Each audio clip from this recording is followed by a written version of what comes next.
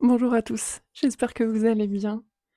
Je vous retrouve aujourd'hui dans je me souviens plus quel numéro de vidéo on est, mais je sais qu'on est le 31. On est le dernier jour de l'année 2024. C'est un jour un peu symbolique, un peu comme le sera demain. C'est vrai que le moment des fêtes comme ça, c'est un peu très protocolaire, il y a plein de choses à l'intérieur, qu'on le vive bien ou qu'on le vive pas bien d'ailleurs. Mais moi, le nouvel an, enfin en tout cas le renouveau comme ça, et puis aujourd'hui, le bilan, j'adore. J'adore faire ce genre de choses, j'adore regarder derrière pour voir comment les choses se sont passées en vérité. Parce que souvent, on vit le quotidien, mais on prend pas le temps de regarder vraiment avec du recul, en fait, ce qui s'est passé. Et pour moi, je sais pas, c'est symbolique. Et donc, je sais que tous les 31, je regarde toutes les vidéos et toutes les photos que j'ai prises dans l'année, donc là 2024. Et c'est en clôturant de regarder tout ça que je vous fais cette vidéo. C'est un moment qui est toujours assez émouvant pour moi de les regarder, parce que ça retrace vraiment toutes les choses, et puis il y a des choses que j'ai complètement zappées, oubliées, et qui me reviennent en tête. Il y a des choses que je me souviens très bien comme si c'était hier, enfin voilà. Mais ça ajoute quelque chose en plus, je trouve en tout cas pour moi, pour clôturer l'année. Je sais pas ce que vous faites d'ailleurs, vous. Dites-moi si vous avez envie de me le partager, si vous avez ces petites choses symboliques que vous faites à des moments particuliers comme en ce moment-là, le bilan ou ben, peut-être aussi poser une intention pour l'année qui arrive demain pour le coup. Hem, Ce que je voulais dire aujourd'hui, c'est que moi, il y a quelques années, depuis quelques années en tout cas, j'essaye toujours de poser, j'ai parlé d'intention tout à l'heure, mais c'est plutôt j'essaie de poser un mot ou une phrase ou un couple de mots pour mon année.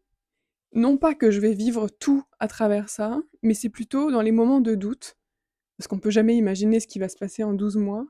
Je pense que tout le monde est pareil. On est toujours très surpris par ce que la vie nous prépare et nous propose au final dans le quotidien. Et c'est ben dans les moments de doute, dans les moments où je sais plus, dans les moments où je suis pas sûre, où je sens que c'est un peu trop pour moi, qu'est-ce qui me rattache à ce qui est essentiel et ce que je veux vraiment. Et en fait, c'est comme une direction que je donne à chaque fois, au début d'année.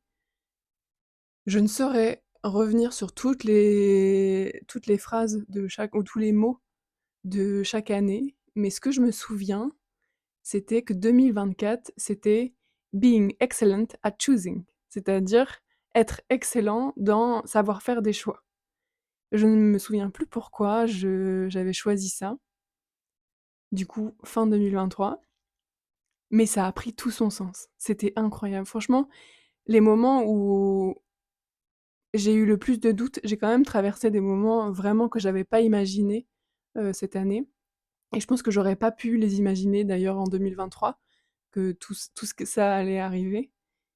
Et le fait de savoir faire des choix, savoir choisir, savoir aussi se rappeler que dans tous les moments où on peut être perdu, foncièrement, il s'agit aussi de savoir choisir, faire des choix, de savoir choisir telle option, ou même choisir de ne pas choisir par exemple. Et franchement, ça m'a guidée. Ça m'a vraiment guidée.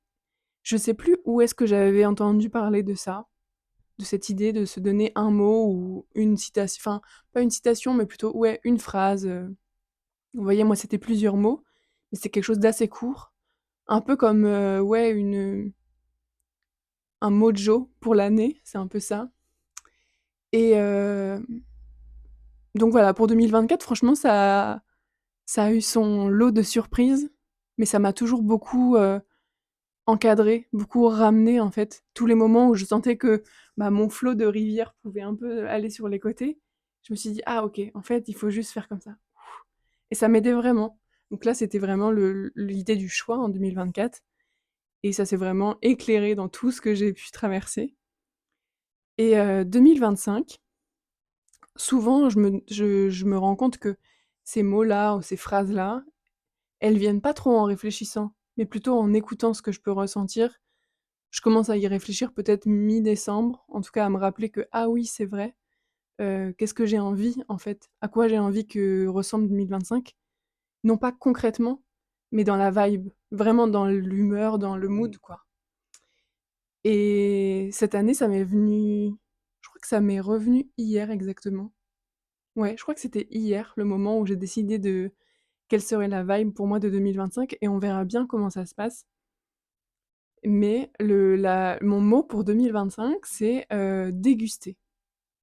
Déguster. C'est-à-dire, on peut le prendre dans tous les sens, qu'on a envie. Déguster dans le sens où, ben, jouir du moment qu'on vit, jouir de ce qui se passe en ce moment qu'on est en train de vivre, de profiter, vraiment cette idée-là. Déguster, autant, des plats, vous savez si vous me connaissez, je suis une grande gourmande, donc tout ça, déguster des choses qui sont nouvelles, déguster aussi des choses qui sont moins nouvelles et qui sont plutôt des rituels qu'on a déjà mis en place et qui nous font du bien, déguster des moments avec nos proches, déguster des moments pour soi. Enfin voilà, c'est vraiment l'idée de déguster les choses. Déguster ce qui va, déguster ce qui ne va pas aussi. Et en fait, ça m'est venu notamment, en parlant avec ma maman hier, quand on marchait et que des fois je peux avoir cet état d'esprit un peu, je dis un peu, mais c'est vraiment c'est vraiment faux, c'est très impatiente et elle me dit: «En fait, là, je sais que dans ton projet, tout ne s'est pas passé comme tu voulais, en termes de timing, par exemple et peut-être que je reviendrai sur ça un jour. Je vous en parlerai parce que c'est assez significatif, pourquoi j'en ai jamais parlé d'ailleurs et elle me dit: «Là, tu es dans la période où il faut déguster maintenant». C'est pas que ça n'avance pas, c'est pas que ça avance pas assez vite ou trop vite, c'est que les choses maintenant, il faut les déguster. Les choses qui prennent du temps, il faut savoir juste les regarder, déguster le fait que: «Ah ouais, elles prennent du temps, elles ont besoin de temps». Il y a besoin de ce timing-là, il y a besoin de ce temps-là pour que les choses puissent se faire et que peu importe la force que moi je vais mettre dans ce projet, si les choses n'ont pas décidé de se faire, elles se feront pas là. Et donc l'idée de savoir déguster même les moments les plus durs, même les moments où il y a rien, parce que souvent on a cette impression-là que, ben, les moments où ça grandit, où les choses évoluent, ce sont les moments où il y a du mouvement. Mais en fait, je pense que ce que je veux dire par déguster, c'est aussi l'idée que les moments où il semble ne rien se passer, c'est aussi des moments où il y a des choses qui se passent finalement, qu'on les voit juste pas, un peu comme l'hiver, finalement, qui est nécessaire. Bon, j'ai toujours rappelé ces fondements des éléments et de la nature, mais voilà, ça m'a parlé beaucoup de ça. Déguster. On verra ce que ça prendra en termes d'actions concrètes et d'événements concrets dans ma vie en 2025. C'est drôle de dire 2025 d'ailleurs, c'est les débuts. Mais voilà, c'est un peu mon mot de l'année et je sais pas si vous faites ce genre de choses, de revenir sur la suite, enfin, pardon, revenir sur le passé, enfin sur le passé, sur l'année, qui vient de se passer et sur les prochaines choses que vous voulez mettre en place ou pas forcément des choses concrètes, parce que moi je suis pas très, très dans le truc, les bonnes résolutions, mais plutôt d'avoir cette idée de se donner un mood, de se donner une direction, un état d'esprit dans lequel on veut aborder cette année-là. Et on peut parler d'une année, mais on peut parler du premier mois. Enfin voilà, on n'a pas besoin non plus d'être aussi strict que enfin, comme c'est prévu en termes de société. Mais je trouve que c'est une bonne idée de, même quand on aborde une semaine, même quand on aborde, enfin, ça peut être très bien à une échelle qui est un peu plus réduite. Je trouve que c'est important de faire ces choses-là parce que ça nous permet de prendre du recul sur ce qu'on vit au quotidien, où on peut souvent avoir l'impression que les jours se suivent et se ressemblent, etc. Et je pense notamment aux gens qui sont par exemple en convalescence et qui ont l'impression de ne pas avancer forcément, et cetera. Ce type de pratique-là, ce type de choses qu'on peut s'offrir, en fait, à prendre du recul comme ça sur les choses, à regarder où est-ce qu'on en était il y a un mois, où est-ce qu'on en était il y a 6 mois, où est-ce qu'on en était il y a un an, comment est-ce qu'on a abordé les choses dans notre état d'esprit aussi et comment est-ce que maintenant on les aborde, qu'est-ce qui a changé, enfin juste de voir l'évolution, littéralement. Je rappelle souvent, aux gens que j'accompagne et d'ailleurs à mes proches aussi, hein, avant d'accompagner des gens, j'étais juste, une humaine comme ça et qui aussi partageait ce qui était important pour moi et je l'ai souvent partagé et je continue de le partager du coup maintenant à d'autres gens qui m'arrivent comme ça et qu'on n'est pas proche ni de sang ni de cœur, qui arrivent comme ça dans mes accompagnements, que c'est quelque chose de primordial, de regarder et de prendre du recul sur le parcours qu'on traverse. Même si on a l'impression qu'il y a pas d'évolution, il y en a des énormes. Même s'il y en a qui sont toutes petites et qui paraissent petites à des yeux plutôt extérieurs, pour vous, elles ne le sont pas. Et ce sont des vrais appuis pour pouvoir vraiment être solide sur vos crampons.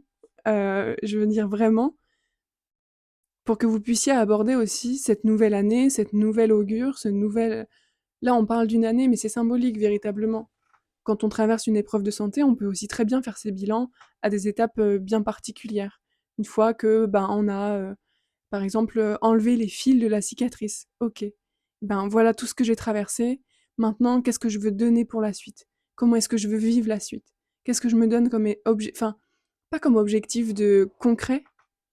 On peut aussi mettre des objectifs concrets et j'ai pas de problème à du tout faire ça. Mais plutôt comment est-ce que je veux aborder les choses? Comment est-ce que je veux les vivre? Si j'ai besoin de douceur, qu'est-ce que je peux me dire? Qu'est-ce que je peux me rappeler à chaque fois que je suis trop dure avec moi? Et je trouve que c'est vraiment un cadeau formidable à s'offrir, de prendre le temps juste de laisser processer le truc ou de même réfléchir, prendre un temps avec soi pour réfléchir à quel serait le mot de mon année ou la phrase de mon année, quel est le mood que je veux garder, qu'est-ce que je veux pour rester centrée toute cette année-là. Et quand je me sens perdue et quand je doute et quand je suis plus sûre de rien du tout, à quoi je me rattache? Qu'est-ce que je me souviens en fait? Ben moi, cette année, je me souviendrai de déguster. Peu importe si tout se passe bien, si tout se passe pas bien, je me souviendrai de déguster. Et je trouve que ce mot, je l'ai encore trop peu employé dans ma vie. Et je pense que c'est son année. En tout cas, avec moi, c'est son année 2025. Donc voilà, je vous souhaite de regarder ô combien vous avancez dans la vie, de célébrer ça aussi. C'est quelque chose qu'on ne fait que pas assez, je trouve, qui est presque un peu tabou. Mais vraiment, je le souhaite à tout le monde de regarder les choses et regarder les choses avec le cœur et de les célébrer pour soi. De pas attendre que ça vienne énorme pour pouvoir le célébrer ou pour pouvoir dire que c'est bien. Ne pas attendre non plus que ça vienne de l'extérieur pour pouvoir dire ah oui, je vois, je reconnais qu'il y a de l'avancée. Donc voilà, je vous souhaite vraiment ça, de d'ouvrir les yeux et d'ouvrir le cœur sur ces moments-là qu'on est en train de vivre, juste symboliques. Mais encore une fois, ça peut être un autre moment de l'année, j'ai aucun problème avec ça.